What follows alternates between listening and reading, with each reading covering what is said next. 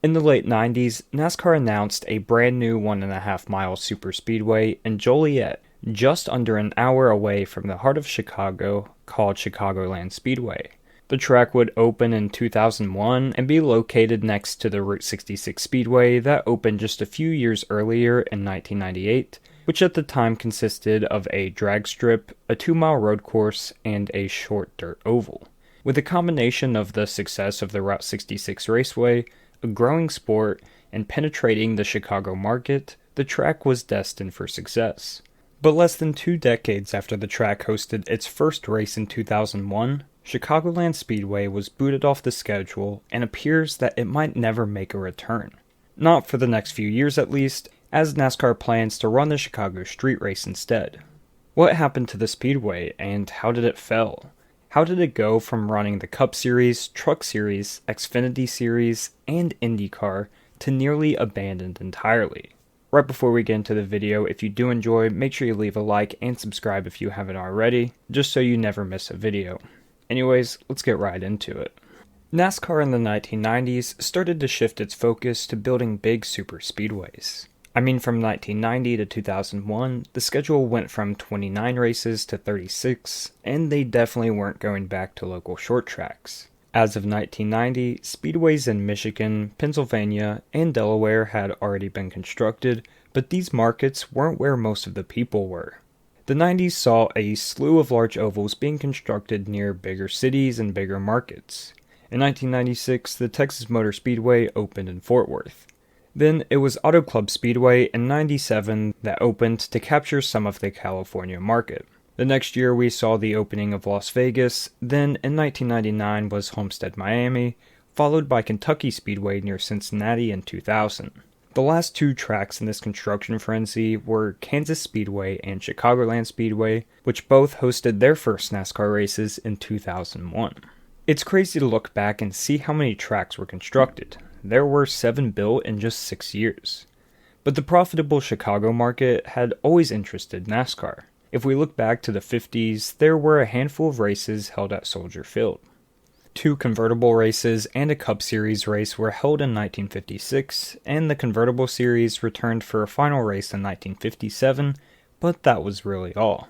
Soldier Field was where the Illinois native Fred Lorenzen raced at before getting into NASCAR competition. Fireball Roberts would capture the only Cup Series race held at Soldier Field, racing on a wet track and besting the local competition. But in the early 2000s, Chicago was an untapped market and had the potential to be very profitable for NASCAR. So the Speedway opened in 2001 and hosted the NASCAR Cup Series, Xfinity Series, ARCA Series, and the IndyCar Series.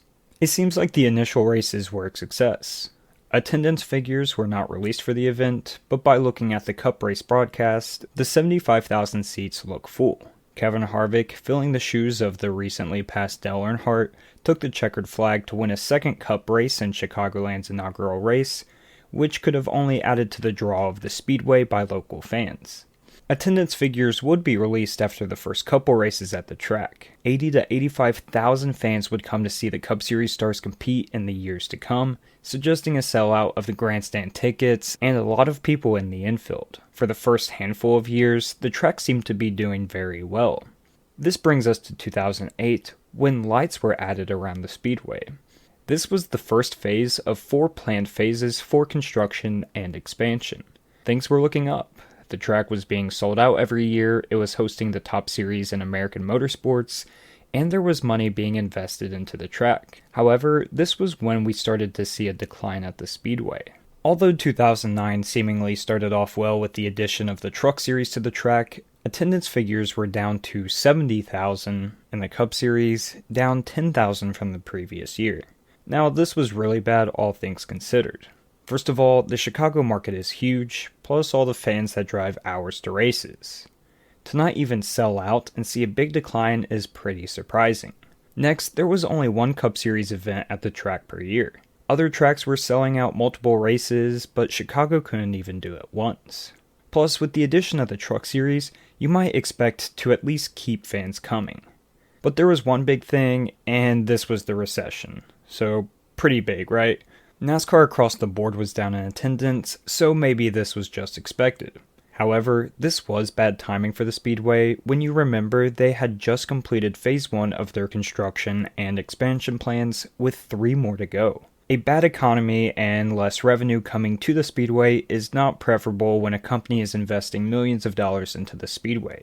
Just to give you an idea of the ambitions, Phase 4 was to build Bristol-style seating all the way around the track. If the track could not sell out the main grandstand area, how could they justify putting in tens of thousands of more seats around the track? Well, attendance just continued to decline. Just 2 years later in 2011, the attendance for the Cup Series race was less than 43,000. This was half of what the track saw 3 years prior in 2008.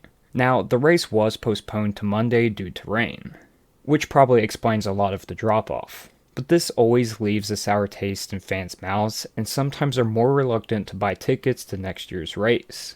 It's just always unfortunate for tracks when this happens. So not only were less and less fans showing up, but the fans who were showing up would be less reluctant to buy tickets. Not to mention, 2011 was the first year the Indycar series didn't race at the track.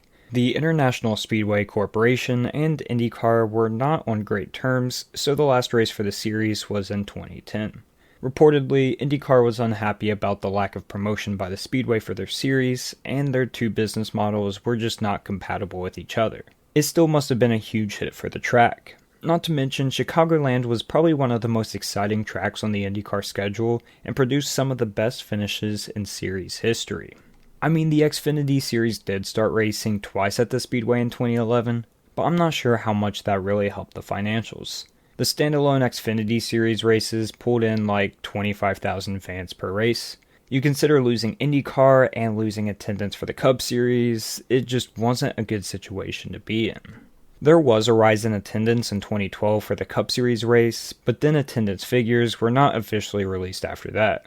However, it is obvious that attendance never got any better. You can visibly see the decline, and by 2019, the seating capacity for the track was down to 47,000 seats. I mean, 47,000 is still not horrible, but it was a track that hosted a major event just once a year, and that's not sustainable if anything goes wrong. Well, the next year in 2020, something went very wrong.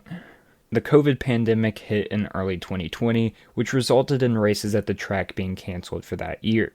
Some NASCAR races at different tracks were rescheduled, but for some reason, Chicagoland races were not. Then it got even worse in September of 2020, when it was rumored that Chicagoland Speedway and Kentucky Speedway would both lose NASCAR dates for 2021, and this was officially confirmed by NASCAR on September 29th of the same year. Not only that for local fans, but Route 66 Raceway would also announce that they would remain closed for 2021. Route 66 Raceway opened back up in 2022 it looks like, but they've had a slew of problems lately, like canceling events and races, and people not getting refunds, things like that. But what about Chicagoland? In early 2022, there were reports that Chicagoland would be turned into a warehouse facility, but that hasn't quite happened yet. Soon after, reports came out that NASCAR officials stated that Chicagoland was still in its long-term plan for racing when news of the Chicago Street Circuit broke. And then just recently, the track announced that it would host a playoff race for the Super Motocross Championship, which is estimated to bring in 30,000 to 40,000 fans, which is honestly just as many as some NASCAR races there. So it's good to see that the track still has some racing activity. Right now, there are not any plans NASCAR has with the track publicly. So it's kind of odd because you see some tracks get demolished, you see tracks like Kentucky being used as a parking lot, but Chicagoland, it's just sitting there with some one-off races every now and then. Not much news has come out. There are some hopeful reports for the track's future, but those are mostly few and far between. It is also sad because the track was really just becoming a fan favorite with its better racing and worn out surface, and there was a couple of exciting finishes. But I think the success of the Chicago Street Race will really determine the track's future.